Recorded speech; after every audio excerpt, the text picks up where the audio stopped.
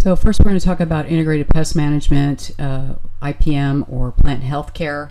This is the first portion of our presentations on this. So IPM takes a holistic approach that emphasizes plant health. It takes an ecosystem approach, and it emphasizes working with nature. Integrated is using a mixture of science-based methods to protect plants or sites from pests.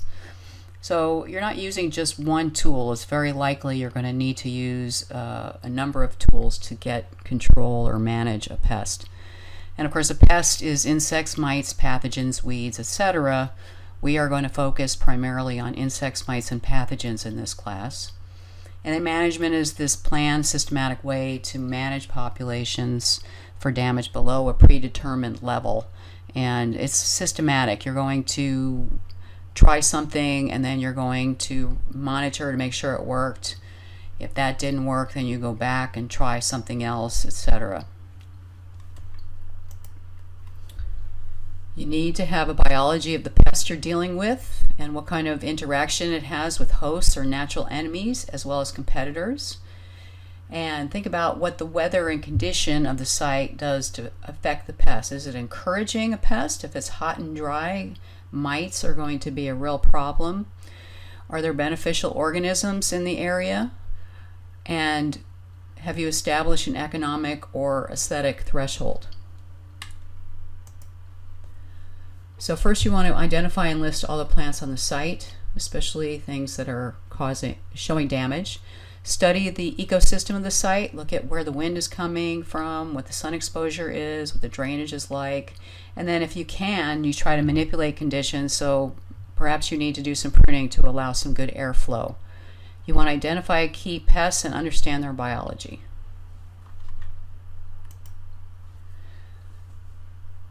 And what we're probably going to see most of all out there are damage symptoms and signs for each pest. Quite often you don't see the pest. They may be long gone.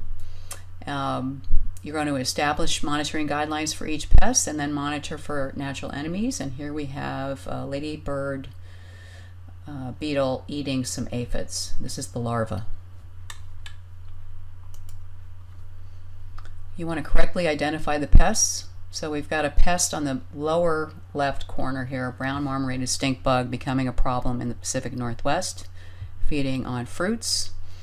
And an assassin bug is actually a beneficial insect, and it actually will pierce and suck the guts out of a pest insect. So a good thing to have in your garden. You want to know the pest life cycles. You want to monitor, just make sure it's causing damage, and then when do you manage?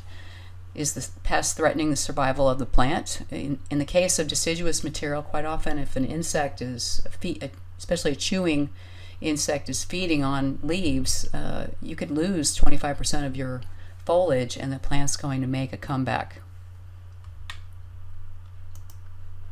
So you need to monitor, and doing that, here we have an apple maggot trap, and they're going to be attracted to the red for the apples, but the yellow is kind of a landing spot, so if they're flying in the area they will land on that and stick to it. So it's a larger surface area in which to see if you've got apple maggot. Unfortunately, you're not going to get a lot of control on this, but it's good to know when they're in the area.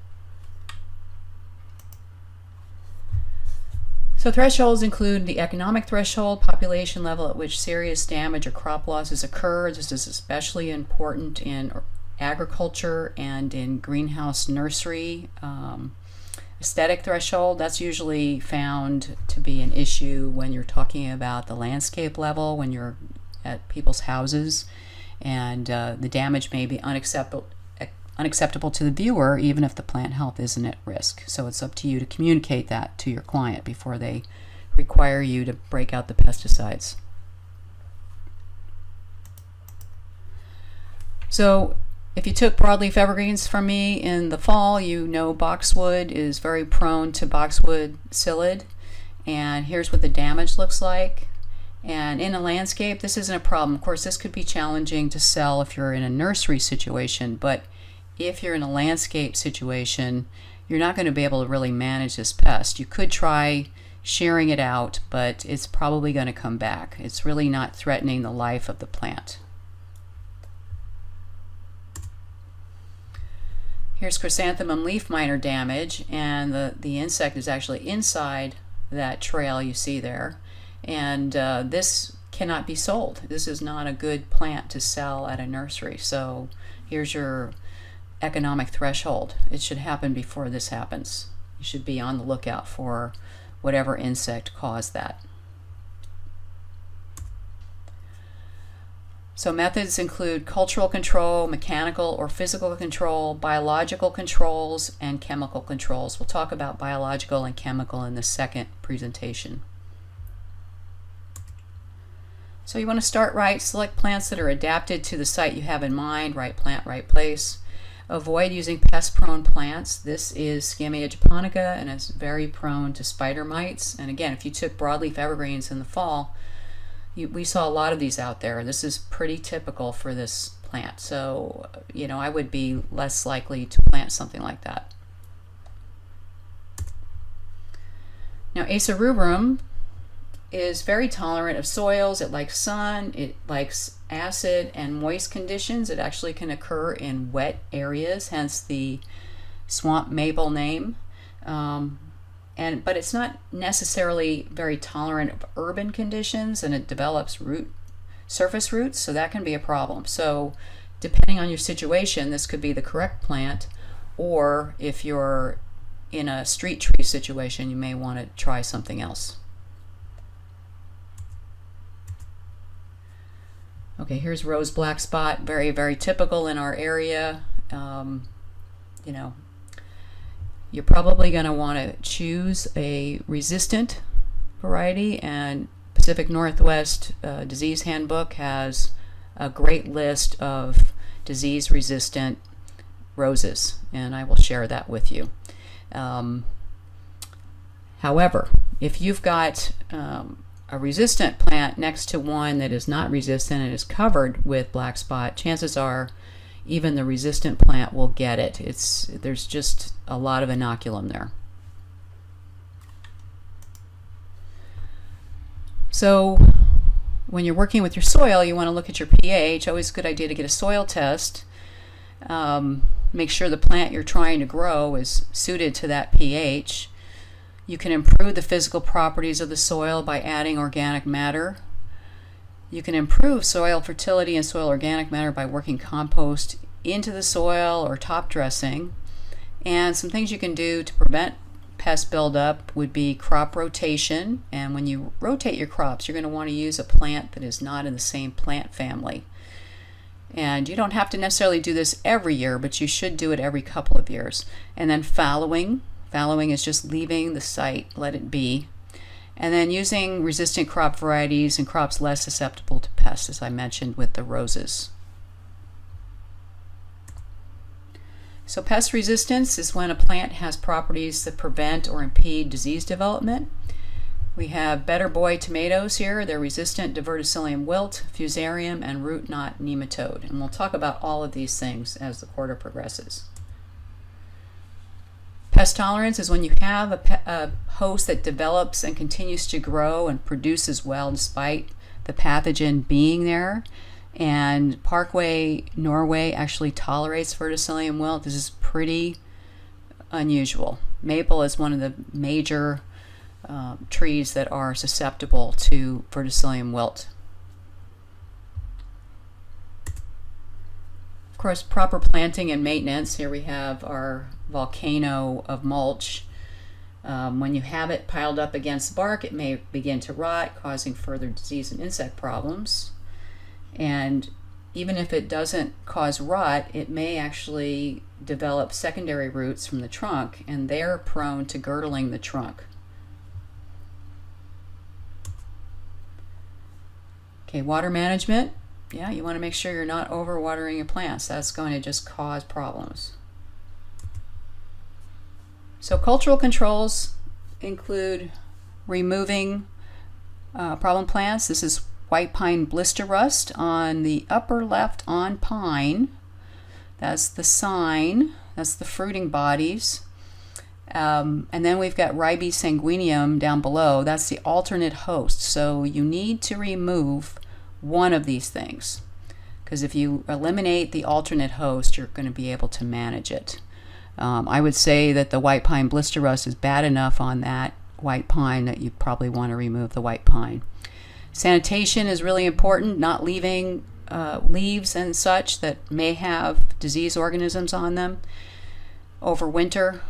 You want to modify the environment, maybe increase drainage, increase airflow, etc. So sanitation means removing these leaves. Once the leaves fall to the ground, the fungus is just going to overwinter and restart again in the spring. So it's really, really important that you clean this up. Here's our black spot again. So the disease cycle begins on fallen leaves or canes that are previously infected, and rain or sprinkler irrigation splashes these fungal spores from infected leaves that have fallen. Sometimes they say if you lift up the canopy on the roses, you might be able to avoid anything that might be splashing back up on the plant.